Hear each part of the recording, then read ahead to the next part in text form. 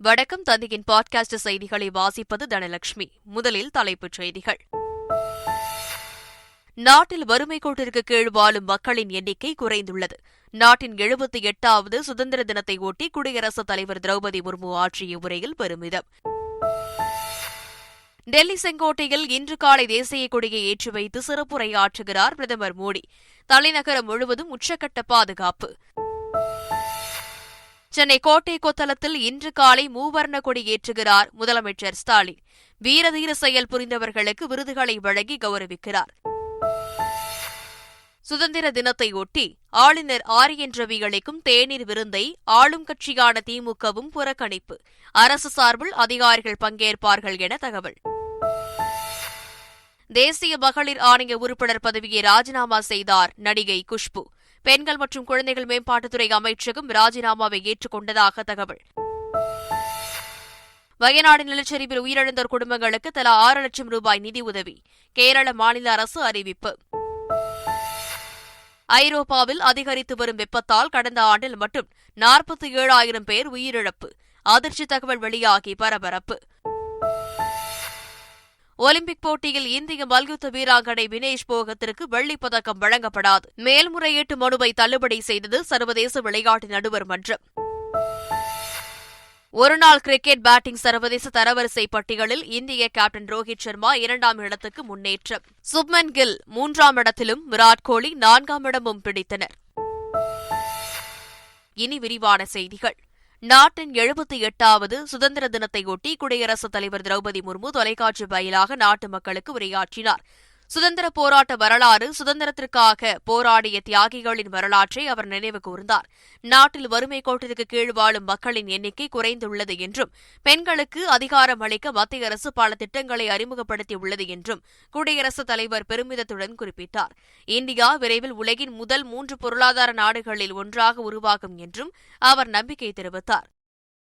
நாட்டின் 78வது சுதந்திர தினத்தையொட்டி குடியரசு துணைத் தலைவர் ஜெகதீப் தன்கர் வாழ்த்து செய்தி வெளியிட்டுள்ளார். அதில் நமது விடுதலை போராட்டம் வலியுறுத்திய உயர்ந்த மதிப்புகளுக்கு நம்மை அர்ப்பணித்துக் கொள்வோம் என்று கூறியுள்ளார். உலகின் மிகப்பெரிய துடிப்பான ஜனநாயகத்தை அடித்தளமாக விளங்கும் நீதி, சுதந்திரம், சமத்துவம், சகோதரத்துவம் ஆகிய லட்சியங்களின் கொண்டாட்டம் இது என்றும் அவர் குறிப்பிட்டுள்ளார். வளர்ச்சியடைந்த பாரதம் என்ற இலக்கை அடைய கடுமையாக உழைப்போம் என்றும் ஜெகதீப் தன்கர் கூறியுள்ளார். நாட்டின் 78வது சுதந்திர தினத்தையொட்டி டெல்லி செங்கோட்டையில் பிரதமர் மோடி இன்று தேசிய கொடியை ஏற்றி வைக்கிறார். விழாவிற்கு வருகை தரும் பிரதமர் மோடியை மத்திய பாதுகாப்புத்துறை அமைச்சர் ராஜ்நாத் சிங் வரவேற்கிறார். முப்படைகளின் சிறப்பு அணிவகுப்பு மரியாதையை ஏற்றுக்கொள்ளும் பிரதமர் செங்கோட்டையில் தேசிய கொடியை ஏற்றி வைத்து நாட்டு மக்களுக்கு உரையாற்றுகிறார். இந்த கொண்டாட்டங்களை காண இளைஞர்கள், பழங்குடியினர், விவசாயிகள், பெண்கள், ஒலிம்பிக்கில் பங்கு பெற்றவர்களுக்கு அழைப்பு விடப்பட்டுள்ளது. சுதந்திர தின விழாவை ஒட்டி டெல்லியில் உச்சக்கட்ட பாதுகாப்பு போடப்பட்டுள்ளது. நாட்டின் 78வது சுதந்திர தினத்தையொட்டி முதலமைச்சர் ஸ்டாலின் சென்னை கோட்டை கொத்தளத்தில் இன்று காலை தேசிய கொடி ஏற்றி வைக்கிறார். முதலமைச்சர் மு.க.ஸ்டாலின் காலை 8:49 மணிக்கு விழா நடைபெறும் இடத்திற்கு வருகை தருகிறார். முப்படை மற்றும் பாதுகாப்பு படையினரின் அணிவகுப்பு மரியாதையை ஏற்றுக்கொண்ட பின்னர் கோட்டை கொத்தளத்தில் தேசிய கொடியை ஏற்றி வைத்து மரியாதை செலுத்துகிறார். இதையடுத்து தகைசால் தமிழர் விருது, டாக்டர் ஏ.பி.ஜே. அப்துல் கலாம் விருது, கல்பனா சாவ்லா விருது, முதலமைச்சரின் நல் ஆளுமை விருதுகளை விருதாளர்களுக்கு வழங்கி கௌரவிக்கிறார். சுதந்திர தினத்தை முன்னிட்டு சென்னை சென்ட்ரல் மற்றும் எழும்பூர் ரயில் நிலையங்களில் ரயில்வே போலீசார் தீவிர சோதனையில் ஈடுபட்டு வருகின்றனர். தண்டவாளங்கள், ரயில் நிலையங்கள் மற்றும் ரயில்களில் அமர்ந்திருக்கும் பயணிகளின் உடைமைகளை அதிரடியாக சோதனை செய்தனர். மேலும் சந்தேகத்திற்குரிய நபர்கள் யாரேனும் உள்ளனரா எனவும் தீவிர கண்காணிப்பில் ஈடுபட்டுள்ளனர். நாட்டின் சுதந்திர தினத்தை முன்னிட்டு தமிழக ஆளுநர் ஆர்.என். ரவி அளிக்கும் தேநீர் விருந்தை திமுக புறக்கணிப்பதாக அக்கட்சியின் அமைப்புச் செயலாளர் ஆர்.எஸ். பாரதி அறிவித்துள்ளார். அதே சமயம் தமிழக அரசு சார்பில் யார் பங்கேற்பார்கள் என்பது குறித்து முதலமைச்சர் ஸ்டாலின் அதிகாரப்பூர்வமாக அறிவிப்பார் என்றும் அவர் கூறியுள்ளார். ஏற்கனவே திமுக கூட்டணியில் இடம்பெற்றுள்ள காங்கிரஸ், மதிமுக, விசிக மற்றும் கம்யூனிஸ்ட் உள்ளிட்ட கட்சிகள் தேநீர் விருந்தை புறக்கணிப்பதாக அறிவித்துள்ளன. தேச பிரிவினை கொடூரத்தின் நினைவு நாள் என்ற தலைப்பில் சென்னை ஐஐடி வளாகத்தில் நிகழ்ச்சி நடைபெற்றது. இதில் பங்கேற்று உரையாற்றிய ஆளுநர் RN ரவி, அமெரிக்காவில் அமர்ந்து கொண்டு இந்திய பொருளாதாரத்தை சீர்குலைக்கும் வேலைகளை சிலர் செய்வதாக ஹிண்டன்பர்க் அறிக்கையை மறைமுகமாக குறிப்பிட்டார். நாட்டில் குழப்பத்தையும் கலவரங்களையும் உருவாக்க பல மில்லியன் டாலர் செலவிடப்படுவதாக குறிப்பிட்ட அவர், வாய்ப்பு கிடைத்தால் பிரிவினை சக்திகள் நாட்டை துண்டாடி விடுவார்கள் எனவும் குற்றம் சாட்டினார். பிரிவினையை தூண்டிய சித்தாந்தங்களில் திராவிடமும் ஒன்று என விமர்சித்த ஆளுநர், கச்சத்தீவு தாரை வார்க்கப்பட்டதால் தமிழக மீனவர்கள் அண்டை நாட்டு ராணுவத்தால் சுடப்படுவதாகவும் குற்றம் சாட்டினார். கூட்டணியில் இருந்து நாங்கள் வெளியே வந்த பிறகும் கூட்டணி குறித்து அதிமுக தலைவர்கள் பேசி வருவது அவர்கள் எங்களை மீண்டும் அழைப்பது போல் உள்ளதாக பாஜக மாநில தலைவர் அண்ணாமலை தெரிவித்துள்ளார். சென்னையில் செய்தியாளர்களிடம் பேசிய அவர், அதிமுகவை விட்டு நாங்கள் விலகிவிட்டோம் என்றும் திரும்ப திரும்ப அதிமுகவினர் விமர்சிப்பதாகவும் சுட்டிக்காட்டியுள்ளார். பாஜக கூட்டணியை அதிமுக விரும்புவது போல் இருப்பதாக தெரிகிறது என்றும் அண்ணாமலை விமர்சித்துள்ளார். தேசிய மகளிர் குழந்தைகள் நல ஆணைய உறுப்பினர் பதவியை நடிகை குஷ்பு ராஜினாமா செய்துள்ளார்.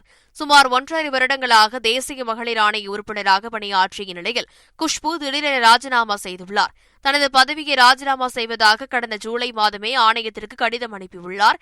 இந்நிலையில் குஷ்புவின் ராஜினாமாவை மத்திய பெண்கள் மற்றும் குழந்தைகள் மேம்பாட்டு அமைச்சகம் ஏற்றுக்கொண்டதாக அறிவித்துள்ளது. சிவகாசி மாவட்டம் ஸ்ரீவில்லிபுத்தூர் அருகே மாயதேவன்பட்டியில் உள்ள பட்டாசு தொழிற்சாலையில் ஏற்பட்ட வெடி விபத்தில் சிக்கி 2 தொழிலாளர்கள் உயிரிழந்தனர்.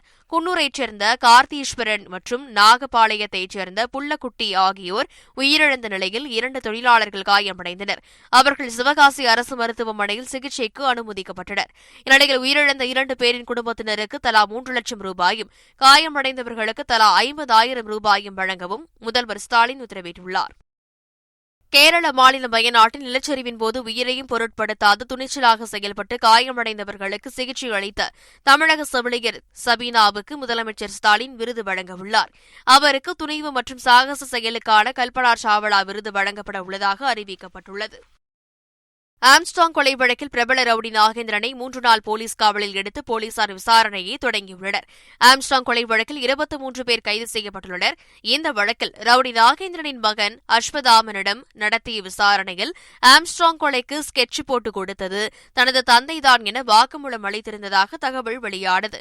இதனைத் தொடர்ந்து 3 நாள் போலீஸ் காவலில் நாகேந்திரனை விசாரிக்க எழும்பூர் நீதிமன்ற நீதிபதி அனுமதி வழங்கினார். திருப்பூர் மாவட்டம் உடுமலை அருகே மேற்கு தொடர்ச்சி மலைப்பகுதிகளில் பெய்து வரும் கனமழை காரணமாக பாம்பாறு, தேனாறு மற்றும் சின்னாறில் வெள்ளப்பெருக்கு ஏற்பட்டுள்ளது. இதனால் அமராவதி வனப்பகுதியில் 3 ஆறுகள் ஒன்றிணையும் கூட்டாற்றில் வெள்ளம் கரைபுரண்டு ஓடுகிறது. இதன் காரணமாக தளிஞ்சி வயல், கீழான வயல் உள்ளிட்ட மலைவாழ் கிராமங்கள் தனி தீவாக மாறியுள்ளது. இதனால் அத்தியாவசிய பொருட்கள் கொண்டு செல்ல முடியாமல் மலைவாழ் மக்கள் தவித்து வருகின்றனர். பண மோசடி வழக்கில் ஜாமீன் கோரும் முன்னாள் அமைச்சர் செந்தில் பாலாஜியின் மேல்முறையீட்டு வழக்கில் விளக்கம் கேட்டு தெரிவிக்க அமலாக்கத்துறைக்கு உச்சநீதிமன்றம் உத்தரவிட்டுள்ளது.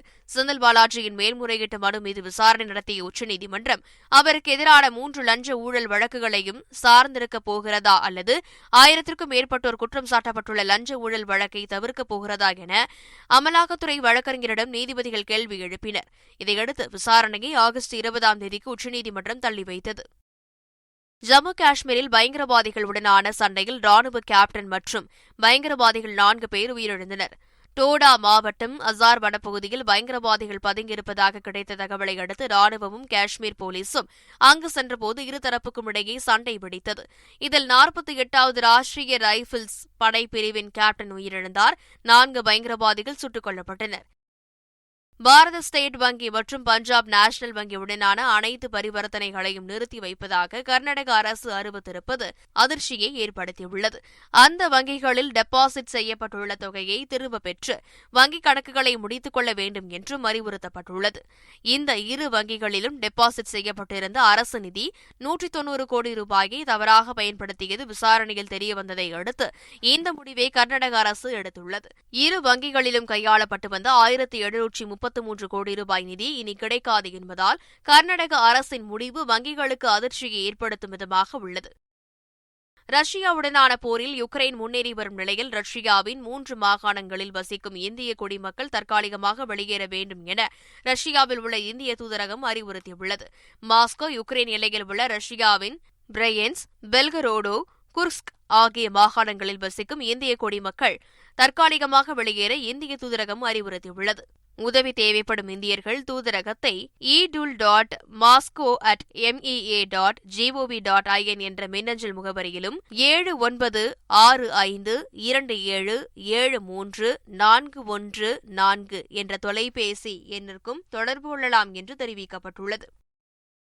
பாகிஸ்தானின் சுதந்திர தினத்தையொட்டி பாகிஸ்தான் ராணுவ அகாடமியில் சுதந்திர தின பேரணி நடைபெற்றது. இதில் கலந்து கொண்ட பாகிஸ்தான் ராணுவ தளபதி ஜெனரல் ஆசிம் முனிர், ராணுவத்தை பலவீனப்படுத்துவது அரசை பலவீனப்படுத்துவதாகும் என குறிப்பிட்டார். எந்தவொரு சக்தியாலும் நாட்டை சீரழிக்க முடியாது என்றும், டிஜிட்டல் பயங்கரவாதத்தை பயன்படுத்தி அரசு நிறுவனங்களுக்கும் பாகிஸ்தான் மக்களுக்கும் இடையே பிளவை உருவாக்க நினைக்கும் வெளிநாட்டு சக்திகளின் முயற்சிகளுக்கு மத்தியில் தேசிய ஒற்றுமையை காப்பது முக்கியமானது என்றும் தெரிவித்தார். தாய்லாந்து மந்திரி சபையில் பிச்சித் சைபான் என்பவர் கடந்த ஏப்ரல் மாதம் அமைச்சராக நியமிக்கப்பட்டார். பிச்சித் சைபான் கடந்த 2008ஆம் ஆண்டு நீதிபதிக்கு லஞ்சம் கொடுக்க முயன்ற வழக்கில் கைதாகி 6 மாதம் சிறை தண்டனை பெற்றவர். அவரை மந்திரியாக நியமித்தது சர்ச்சையை ஏற்படுத்திய நிலையில் பிச்சித் சைபான் தனது பதவியை ராஜினாமா செய்தார். இதற்கிடையே பிச்சித் சைபானை மந்திரியாக நியமிக்க பரிந்துரை செய்த தாய்லாந்து பிரதமர் ஷ்ரெதா தவிசினை பதவி நீக்கம் செய்து அந்நாட்டின் அரசியலமைப்பு நீதிமன்றம் அதிரடியாக உத்தரவிட்டது. இதையடுத்து பிரதமர் ஷ்ரெதா தவிசின் பதவியை ராஜினாமா செய்தார். தென்னாப்பிரிக்காவில் 2024ஆம் ஆண்டுக்கான அழகி போட்டி நடைபெற்றது. இதில் அந்நாட்டைச் சேர்ந்த மியா லூ ரூக்ஸ் என்ற பெண் தென்னாப்பிரிக்க அழகி பட்டத்தை தட்டிச் சென்றார். இதில் சுவாரஸ்யம் என்னவென்றால், அவர் காது கேளாத மாற்றுத்திறனாளி. இதன் மூலம் அந்நாட்டின் வரலாற்றில் முதன்முறையாக காது கேளாத மாற்றுத்திறனாளி ஒருவர் அழகியாக தேர்ந்தெடுக்கப்பட்டுள்ளார். ஐரோப்பாவில் வெப்பம் அதிகரித்து வரும் நிலையில் கடந்த ஒரே ஆண்டில் மட்டும் 47,000 பேர் உயிரிழந்துள்ள சம்பவம் அதிர்ச்சியை ஏற்படுத்தியுள்ளது. ஐரோப்பா முழுவதும் பல லட்சக்கணக்கான மக்கள் தீவிர வெப்ப அலைகள், வெள்ளம் போன்றவற்றால் பாதிக்கப்பட்டுள்ளனர். அதீத வெப்பத்தால் பக்கவாதம், இதய நோய், நீரிழிவு, தொற்று நோய், ஆஸ்துமா போன்ற பாதிப்புகள் அதிகரிக்க வாய்ப்புள்ள நிலையில் கடந்த ஆண்டு 47,690 பேர் வெப்பத்தால் இறந்துள்ளதாகவும் 2022இல் 60,000 பேர் இறந்ததாகவும் தரவுகள் தெரிவிக்கின்றன.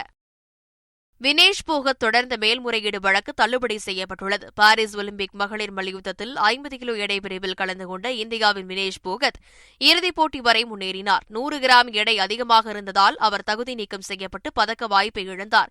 இதனை எதிர்த்து சர்வதேச விளையாட்டு நடுவர் மன்றத்தில் மேல்முறையீடு செய்திருந்தார். இந்நிலையில் வினேஷ் போகத் தகுதி நீக்கம் செல்லும் என கூறி அவரின் மேல்முறையீட்டு மனுவை சர்வதேச விளையாட்டு நடுவர் மன்றம் தள்ளுபடி செய்ததால் ரசிகர்கள் அதிர்ச்சியடைந்துள்ளனர். சர்வதேச ஒருநாள் கிரிக்கெட் போட்டிகளுக்கான பேட்டர்கள் தரவரிசை பட்டியலில் இந்திய அணியின் கேப்டன் ரோஹித் சர்மா 2ஆம் இடத்திற்கு முன்னேறியுள்ளார். 765 புள்ளிகளுடன் ரோஹித் சர்மா 2ஆம் இடம் பிடித்துள்ளார். சுப்மன் கில் 3ஆம் இடத்திலும் விராட் கோலி 4ஆம் இடத்திலும் உள்ளனர். 724 புள்ளிகளுடன் பாகிஸ்தான் வீரர் பாபர் அசாம் முதலிடத்தில் நீடிக்கிறார். இந்திய கிரிக்கெட் அணியின் பவுலிங் பயிற்சியாளராக மோர்னே மோர்கல் நியமிக்கப்பட்டுள்ளார். இந்திய கிரிக்கெட் அணியின் தலைமை பயிற்சியாளராக கௌதம் கம்பீர் சமீபத்தில் நியமிக்கப்பட்டார். இந்த நிலையில் மோர்னே மோர்கல் பவுலிங் பயிற்சியாளராக நியமிக்கப்பட்டுள்ளார். தென்னாப்பிரிக்க அணியின் முன்னாள் வேகப்பந்து வீச்சாளரான மோர்னே மோர்கல் IPL தொடரில் கொல்கத்தா, லக்னோ அணிகளில் பவுலிங் பயிற்சியாளராக இருந்தவர்.